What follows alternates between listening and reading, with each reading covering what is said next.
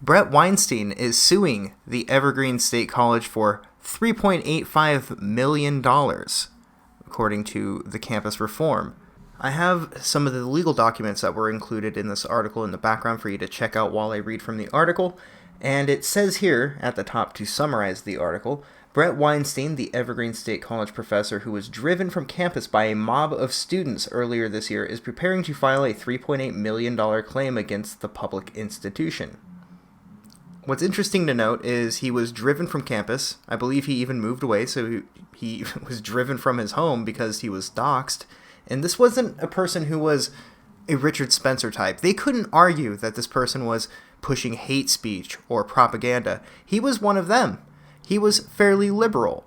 But because he didn't want to not be allowed to work because of his skin color, they called him a white supremacist, a white nationalist, and a lot of people left some very anti-Semitic remarks about him on social media as well, which is a bit strange to say the least, considering these are the people who are demanding that the racist teachers need to go away, and then back-to-back chanting Black Power. But moving on.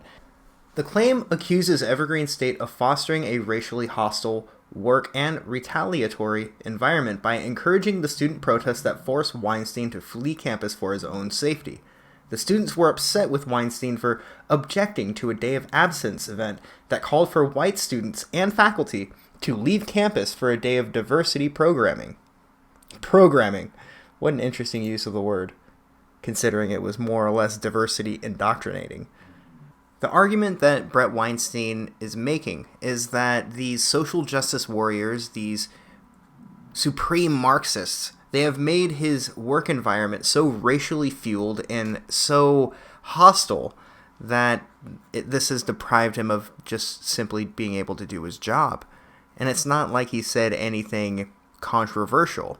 His failure to comply to their demands was all they needed to try to ruin this man's career. As much as I think it's bullshit that Bret is essentially very likely going to get $3.85 million from taxpayers, even though I think he's fairly entitled to some sort of monetary compensation from Evergreen State College, the fact that the Washington State taxpayers will be paying for this whole situation doesn't really sit right with me. This is, in the end, a really good thing, because this will deter future potential hostile student takeovers from happening, and the staff will be incentivized to try to prevent these hostile student takeovers from happening.